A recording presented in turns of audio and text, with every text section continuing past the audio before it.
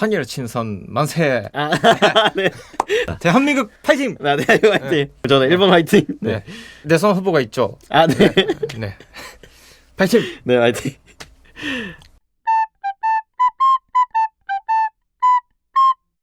네, 안녕하세요. 네, 나른한 윤진, 황윤진입니다. 네. 중국 영상 이후에 제가 좀 오랜만에 찾아뵙게 됐는데 그동안 좀 여러 가지 작업들이랑 좀 일정들이 한 번에 겹치면서 업로드가 뜸했습니다. 그래서 업로드를 미루다가 오늘 오랜만에 이렇게 초대석으로 찾아뵙게 됐는데요. 오늘은 그래서 특별한 손님이 오셨습니다. 글로벌하게 일본에서 활동하고 계시는 소설가 스즈키 카즈네상 모셨습니다. 네, 안녕하세요. 스즈키 카즈네입니다. 잘 부탁합니다.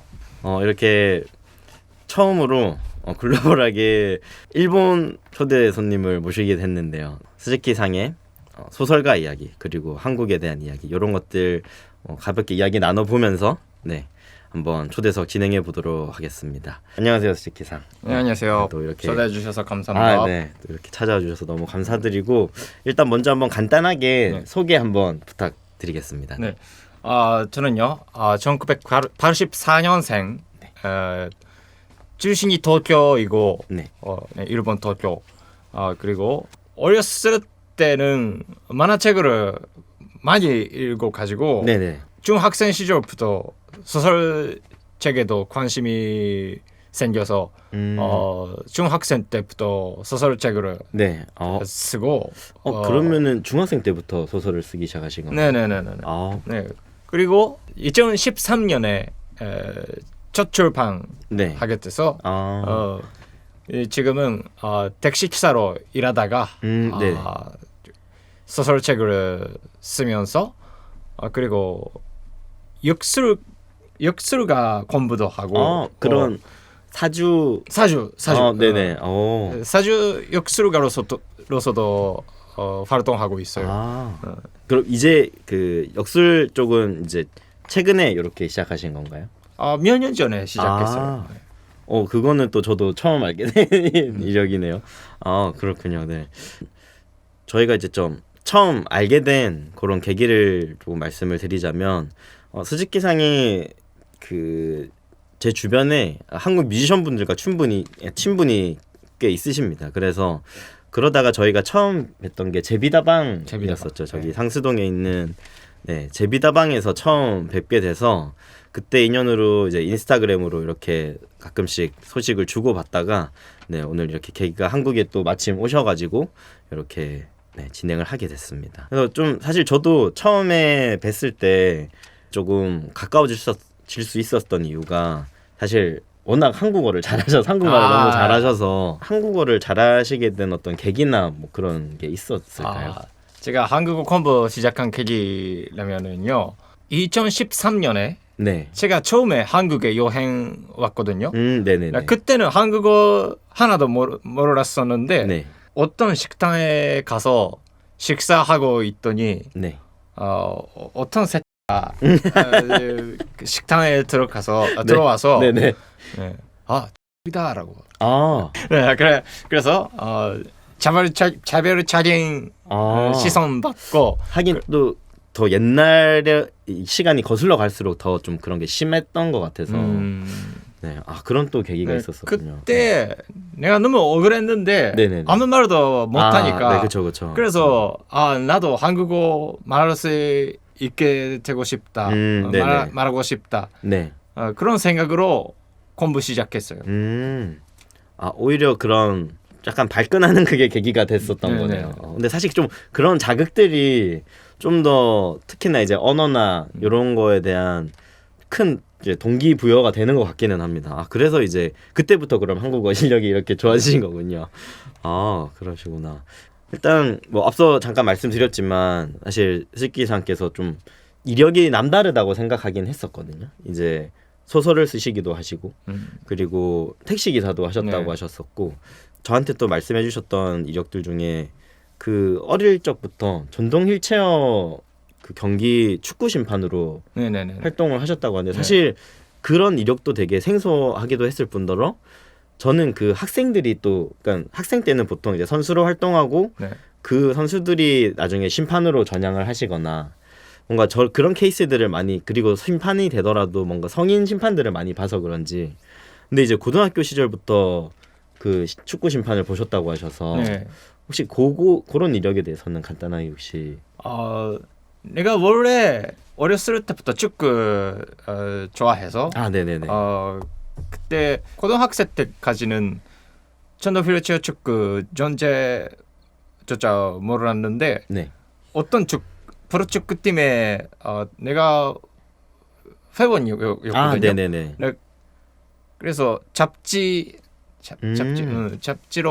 그 천도 휠체어 축구 대회가 어떤 대회가 있다는 소식을 알게 돼서 한번 본사 활동 자원 본사자 모집하고 있어서 저도 참여할까봐 생각해서 참여했더니 너무 재밌어 가지고 그래서 나도 심판이 될 수 있다면 좋겠다 생각으로 심판 활동 시작했어요. 이제 그러면 아까 말씀하셨던 축구 회원이라는 게 뭐 회원권 같은 건가요? 아니면은 그냥 서포터즈 이런? 서포터즈 응원하러 응원단. 네.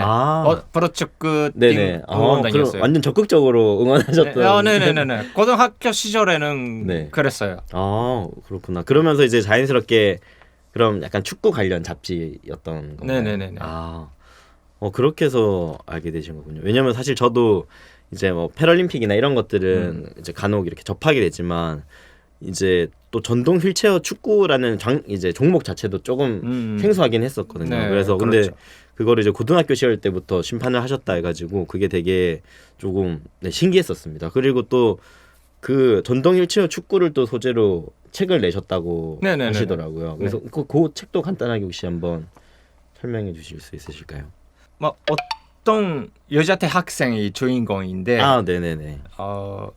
같은 학교에 다니는 친구 권유로 전도 휠체어 축구를 알게 돼서 내가 경험한 것을 그 여자가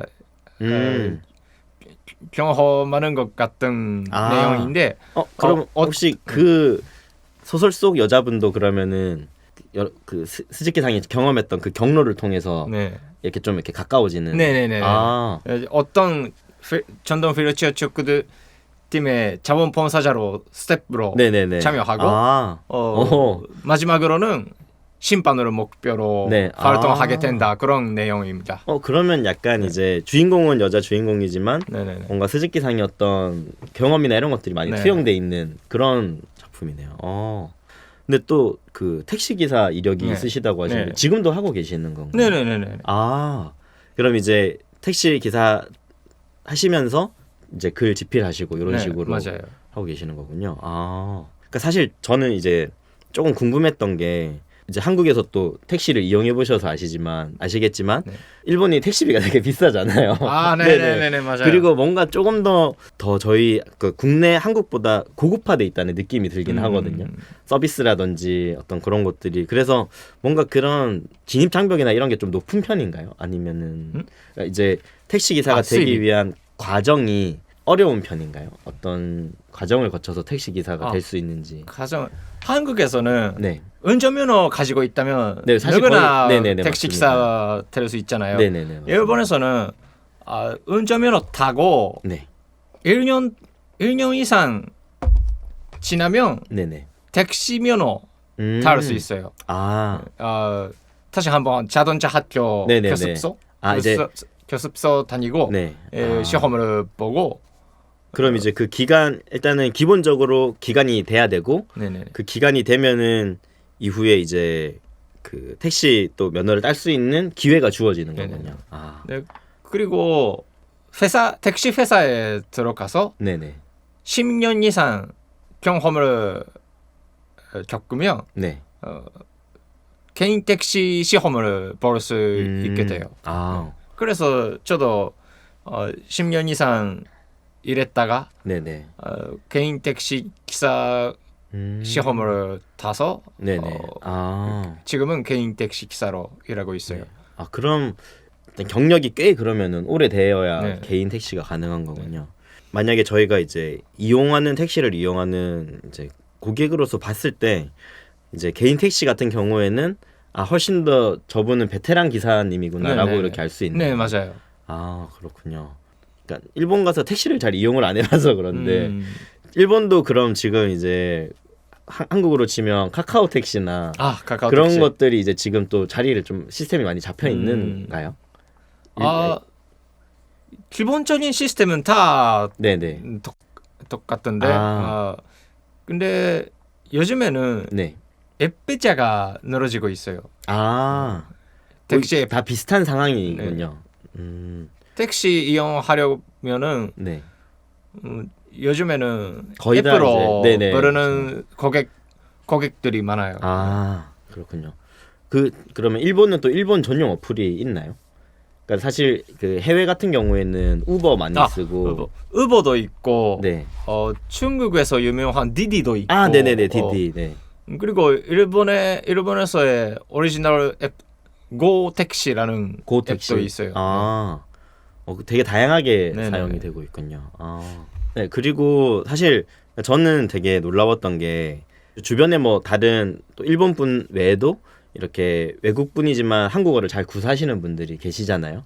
근데 그래도 뭐 단어를 조금 헷갈려 하시거나 저도 이야기할 때 좀 단순하게 이야기를 하려고 하는데 근데 스즈키상은 되게 그냥 거의 제가 일반 한국인들이랑 하는 대화로 해도 다 알아들으시더라고요. 네, 그래서 뭔가 어떤 노하우라든지 아니면은 좀 이게 급성장하게 된 계기 뭐 그런 것들이 혹시 있을까요?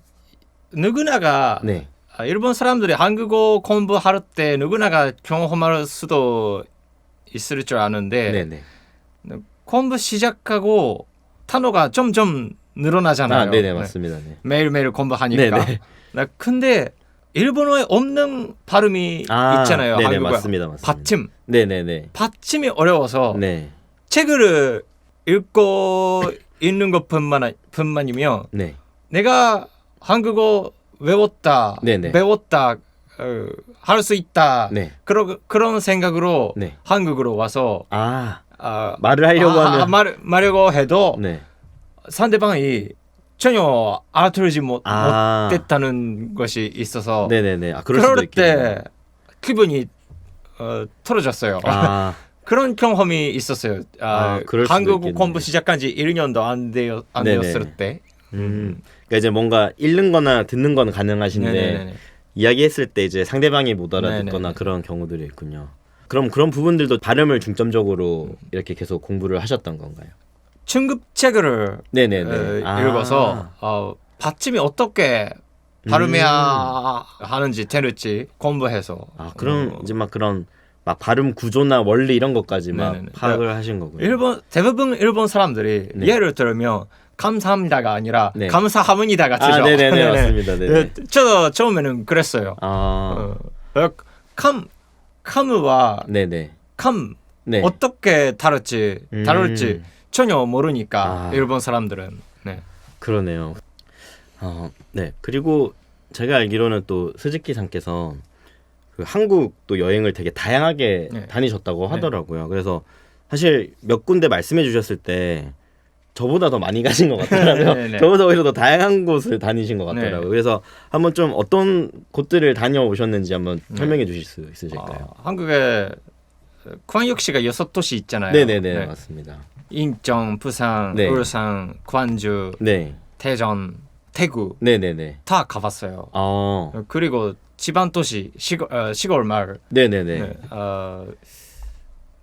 경주, 경주, 춘천, 가평, 그리고 군산, 그리고 춘천남도 아산, 세종, 세종시, 그리고 강화도, 그리고 파주. 진짜 엄청 많이 다니셨네. 그리고 판문점도 가본 적도 있어요. 네네네. 군사풍계선 넘어서 북한 쪽에도 가본 적이 있어요. 그러면 정말 진짜 다양한 곳을 거의 전체적으로 다 다니셨네요. 그럼 혹시 좀 그 중에서 좀 뭐 남달리 좀 기억에 남는 곳이나 아니면은 좀 뭐 이곳에서는 좀 이런 특별한 에피소드가 있었다 하는 그런 게 있을까요? 역시 제일 좋아하는 곳은 네. 서울이에요. 제가 한국에 올 때마다 네. 느끼는데 사람들이 네. 사람들의 친절감, 네네네네. 친절함을 느껴요. 어. 한국 사람들이 네. 친절한 사람들이 많이 있어요. 네. 제가 아까 말씀드린 대로 결혼한 사람도 있지만 네네네네. 그 후에 만난 사람은 아주 친절하게 네네네. 접해 주셨으니까 그런 인상이 있네요. 근데 또 사실 저는 또 반대로 일본 분들이 굉장히 또 친절하는 게 이게 아무래도 또 이게 서로의 입장에서는 또 이게 이방인이다 보니까 또 이제 그런 부분에서 오는 사람들의 어떤 친절함 그런 부분들도 있는 것 같기는 합니다. 제가 가장 인상적인 에피소드 네네네. 말하자면 네. 2016년에 어떤 밴드를 혼대에서 네네. 만났거든요. 네. 16년도면은 16년도. 네네. 네. 거의 사실 한 10년 정도 된 네네네. 이야기네요. 그 밴드의 리더가 네. 스즈키さん 다음에 한국에 오실 때 네. 연락 주세요. CD 드리고 싶어요라고 네네. 하는 거예요. 그리고 제가 다음에 한국에 온 건 2017년 네네. 6월 때마침 축구 20세 월드컵 결승전 네네네. 수원 월드컵 경기장에 제가 보러 갔거든요. 네네. 그때 내가 한국에 온다고 연락했더니 만날 수는 없었지만 스케줄 네네. 관계로 그 사람과 직접 만날 수 없었는데 내가 묵은 호텔을 알려줬더니 네. 그 리더가 그 호텔 프론트에 CD 맡겨서 진짜? 네, 맡겨주거든요. 그래서 DM이 와서 네네. 프론트에 CD 맡겼으니까 받아가세요라고 네네네. 해서 다음 아침에 네. 내가 프론트에 내려갔더니 CD 맡겨놓고 있어서 갔다고. 와. 사인도 있고 혹시- 감동했어요. 혹시 그 팀이 지금도 활동하고 계시나요? 지금은 지금은 멤버들이 많이 바뀌어서 네네네. 그 CD 지금도 가지고 있어요. 근데 그렇게 호텔까지 오셔서 이렇게 전달해 주실 정도면은 진짜 되게 기억에 남을 만한 팀이네요.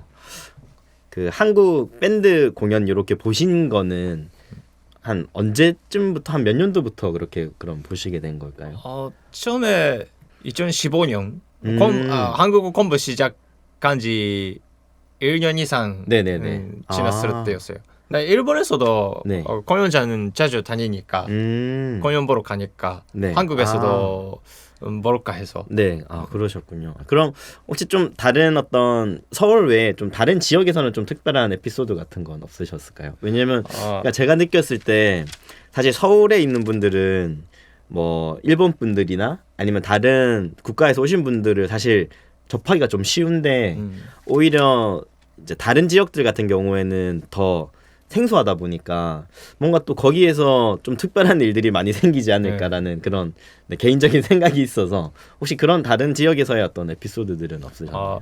춘천. 춘천. 강원도 춘천. 네네네네. 제 친할머니가 네. 일제 시대 1930년 네네네. 연말에 가족 여행으로 강원도 춘천까지 가셨대요. 네네. 네. 그때도 막 서울에 친척이 살고 있어서 네. 친척 집에 묵어서 강원도까지 가고 춘천 콘지천이라는 네네. 천이 있는데 콘지천에서 아이스 스케이트 했다고 그런 추억을 말씀하셨으니까 네네. 저도 그 콘지천 보러 가고자 해서 가봤더니 근데 콘지천이라는 이름을 네. 몰라서 일단 춘천까지 가고 네네네. 박물관 가서 네. 직원분한테 일제 시대 아이스 스케이트장이었던 네, 그러네요. 잘 곳을 없었을 테니. 찾고 있는데라고 했더니 그 직원분이 시정에 전화하고 네네. 알아봐 주셨거든요. 네네. 그래서 콘지천이래요라고. 그걸 찾으신 거군요. 네. 그래서 택시 타고 콘지천 가고 여기가 스케이트장이고 여기서 할머니가 네네. 어렸을 때 노랗구나. 네네. 근데 저도 완전 그때 당시에 그런 공간에 스케이트장이 있거나 그럴 거라고는 생각도 못했네요. 네, 천이 겨울이 되면 네. 어니까. 강이에요. 어니까요. 네. 거기서 그냥 자연스럽게 이렇게 네네. 그게 형성이 된 거군요. 또 그럼 어떻게 보면 좀 한국과의 인연이 계속 그 전부터 있으셨던 거네요. 뭔가 네. 이제 알게 모르게. 네. 그러시구나. 아까 말씀드렸던 것처럼 뭔가 저보다 사실 더 많은 곳들을 이렇게 여행을 하신 것 같아서 혹시 이게 반대로 이제 스즈키상이 돌아다녔던 곳 중에서 이제 한국 분들에게 한국의 이곳은 되게 괜찮았다 이렇게 좀 추천할 만한 그런 곳이 있을까요? 역시 춘천이요. 아. 제가 아까 도쿄 출신이라고 했는데 네네. 도쿄라고 해도 도쿄 서쪽의 시골 마을이었어요. 네네네. 출신이. 춘천은 그 제 시골과 경치가 비슷해서 친근감이 네네. 친근감을 느꼈으니까 춘천이 아주 좋아요. 네. 춘천. 그러니까 사실 저도 춘천을 가본 적은 있지만 뭔가 좀 이렇게 제대로 여행다운 여행으로 간 적은 없던 것 같거든요. 이제 뭔가 다른 강원도 지역 갔다가 이제 지나가면서 들러가지고 이제 닭갈비랑 막국수 먹고 네.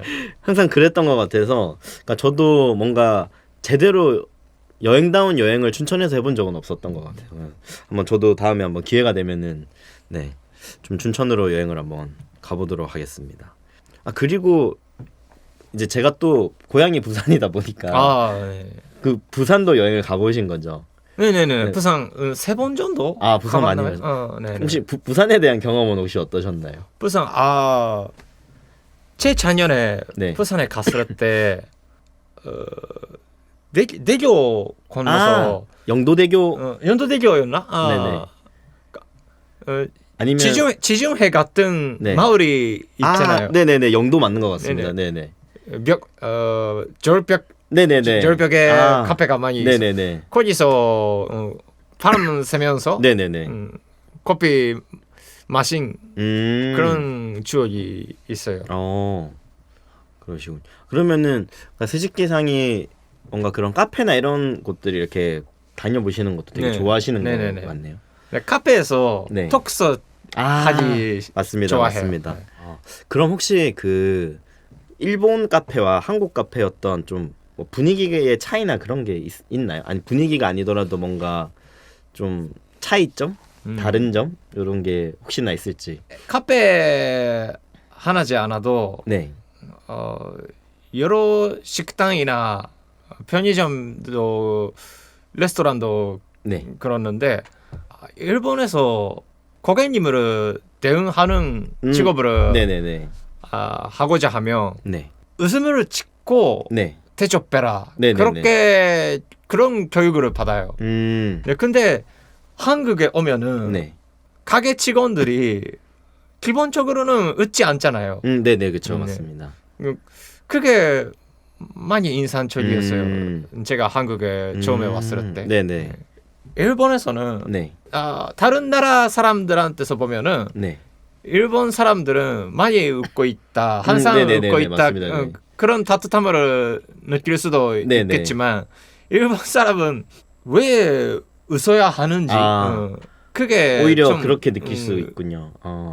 괴로울 때가 그쵸. 있어요. 사실 항상 웃는 것도 사실 힘들잖아요. 네네네. 웃는 방법을 교육할 때도 있으니까요. 네네. 일본에서는.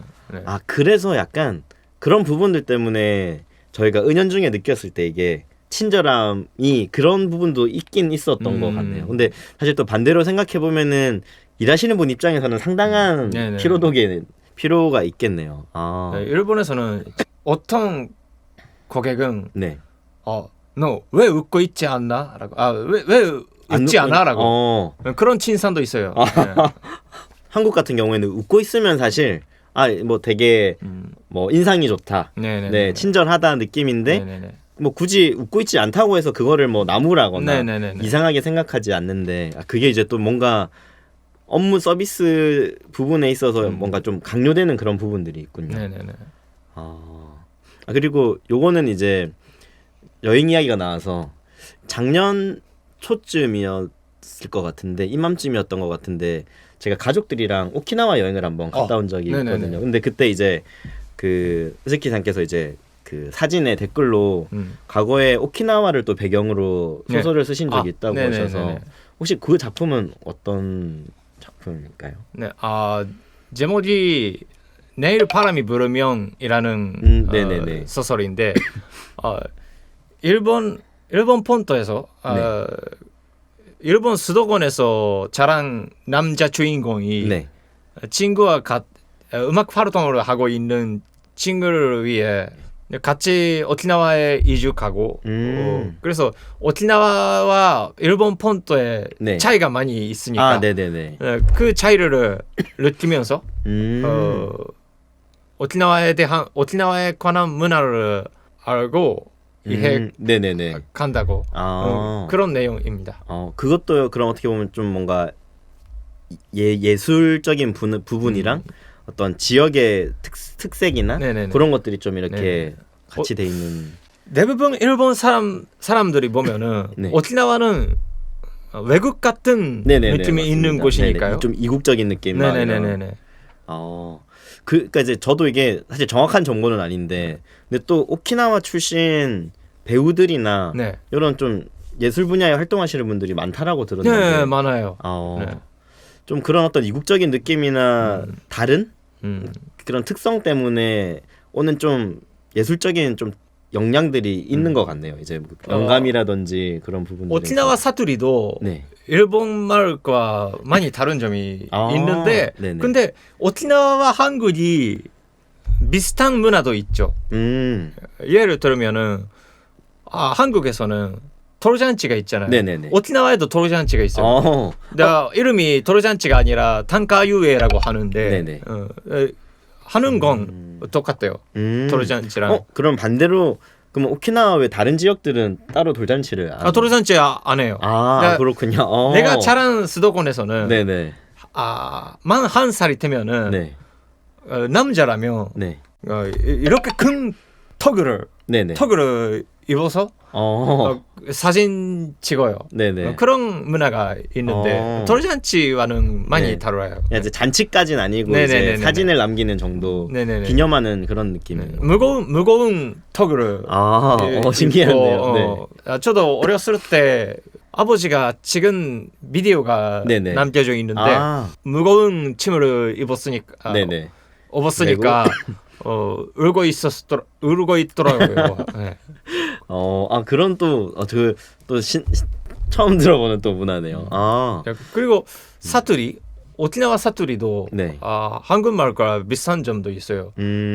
예를 들면은 위 아래. 네네네네. 네. 오키나와 사투리로 네. 위가 위예요. 똑같아요. 위. 그럼 이제 사투리 자체가 아예 단어가 다른 건가요? 그러면? 네네네. 네. 일본 말로는 우에라고. 네네네. 부산 사투리로면 우에라고. 네, 맞습니다. 네. 또 되게 신기한 이런. 네네네. 확실히 좀 위치적인 부분이나 그런 부분에 대한 좀 영향이 있을 수도 있겠네요. 그래서 약간 뭐 한국 사람들이 이야기하기에 이제 오키나와 비유해서 이야기할 때 막 아무래도 또 떨어져 있고 그러다 보니까 한국 이제 뭔가 제주도랑 비교를 많이 하거든요. 네네네. 그렇죠. 그리고 또 그 스즈키상께서 이제 집필하신 소설 중에서 일본 여성이 한국으로 이렇게 와가지고 또 거기에서 일어나는 또 일들을 쓴 소설이 있다고 하셨는데 그 소설도 한번 소개해 주실 수 있어요? 제목이 여기 책을 가지고 왔는데 네네. 보탕이가 올여방 하늘이라고 네네. 일본 말로는 보탕가 미야게타 소라라고 하는데 그러면 그 보탕이가 한국으로 이주한 일본 여성인가요? 네네네. 맞아요. 보탕이가 주인공 이름이요. 네네. 원래 보탕은 한국말로 하면은 모란꽃. 네네네. 모란꽃이에요. 근데 보탕이라는 이름이 일본에서 자주 쓰이는 이름인가요? 가끔 있을지는 모르겠네요. 그러니까 왜냐면 이제 막 저희도 이제 뭐 매체나 이런 걸로 접했을 때 뭔가 익숙한 일본 이름들이 있잖아요. 근데 이제 그랬을 때 보탕이라는 이름은 좀 그래서 저는 그렇게 그러니까 그러니까 이제 뭔가 한국식 이름인가라고 생각하기도 했었거든요. 그런 건 아니고 이제 가끔 있는 그런 일본 이름, 일본 여자 이름 같은 거. 제가 제 책을 쓸 때 네. 의식한 건 네네. 한국어를 무대로 한 내용이니까 만약에 장래 언젠가 네네. 이 책이 한국말로 네. 번역됐을 때 한국 사람이 읽어도 네네 맞습니다. 맞습니다. 발음하기 쉬운 네네 맞습니다. 외우기 쉬운 이름으로 그러면 오히려 제가 받아들인 게 맞네요. 네. 약간 한국적인 이름이라고 생각했던 그 느낌이 등장인물 다 한국 사람들이 발음이 쉬운 이름으로 지었어요. 제가. 그러면은 한국인도 등장인물로 나오겠네요. 망원 이게 제가 알기로는 망원동에서 배경이 된다고 해서 근데 제가 잠깐 봤을 때 여기 이게 지금 이거 세로 쓰기가 원래 일본 소설은 세로 쓰기로 일본 소설은 기본적으로는 세로 써요. 요거 혹시 한 부분만 잠깐 이렇게 세로로 이게 잘 안 보이는데 이렇게 세로로 이렇게.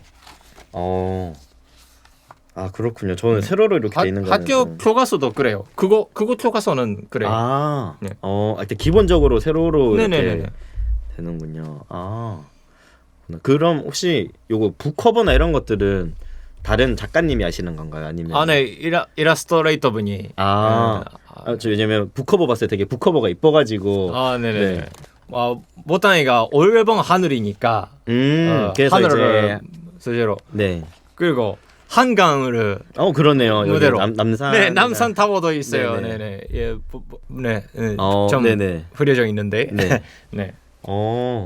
저희 녹화 시작하기 전에 잠깐 제가 좀 질문을 드렸었는데 보탕이가 영등포 쪽에 거주를 하고 이제 일은 망원동에서 하고 요렇게 양화대교였나요? 양화대교를 매일 오고 가면서 그런 내용이라고 하셨는데 근데 사실 되게 정말 친숙한 이야기이긴 하거든요. 우리 주변에 있을 법한 그런 부분들이 되게 재밌었습니다. 그리고 또 요런 내용을 일본 작가님이 이렇게 쓰셨다는 것도 되게 신선했고 근데 그래서 이제 제가 이제 궁금했던 게 그러면 아직은 스즈키상의 작품이 아직 한국어로 번역돼 있거나 그러진 않은 건가요?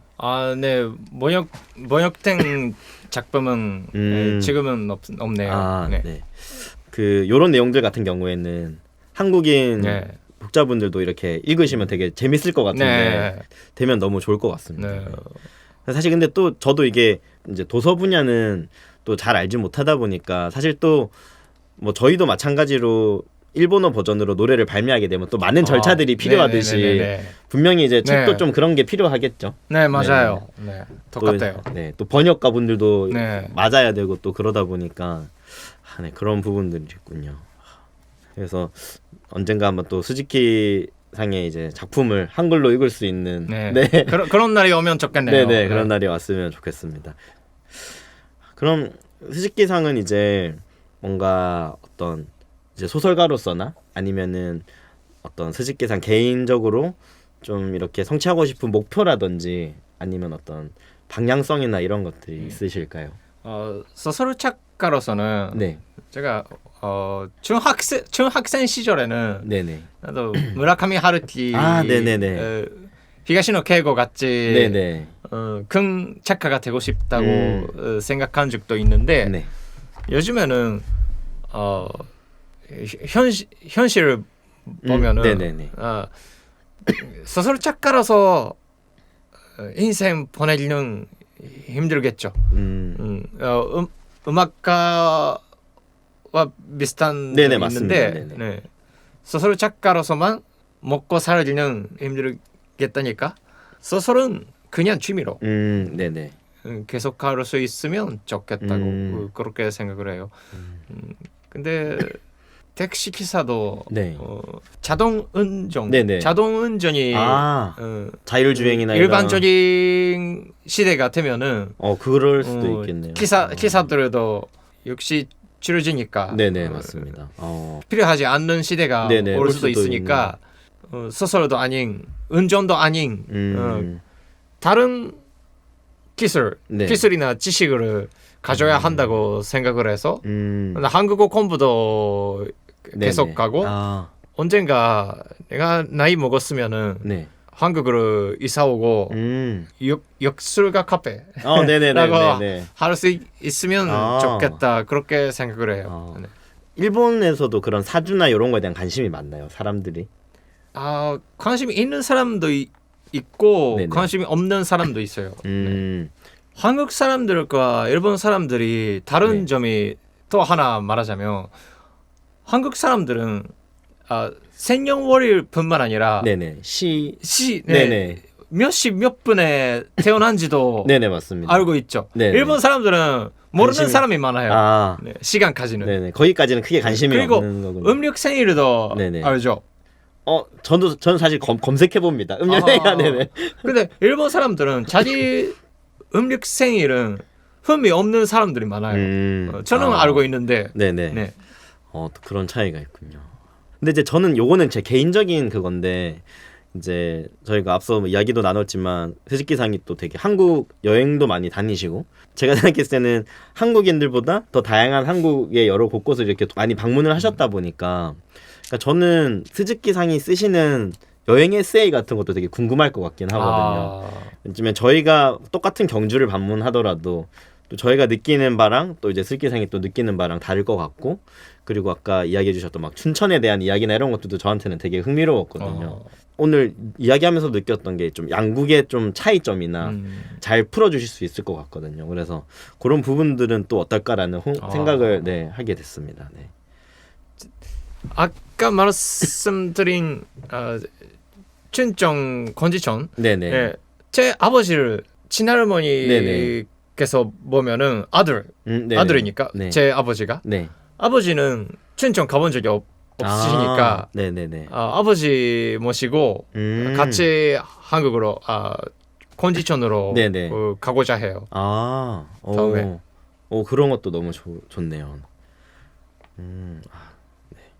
그래서 진짜 한번 스즈키상의 이런 경험들이 약간 여행 이야기들이나 이런 오고 가시면서 있었던 이야기들만 사실 그러니까 꼭 그게 저는 책이 아니더라도 그냥 가볍게 이야기로만 풀어주셔도 많은 분들이 좋아하실 것 같거든요. 네.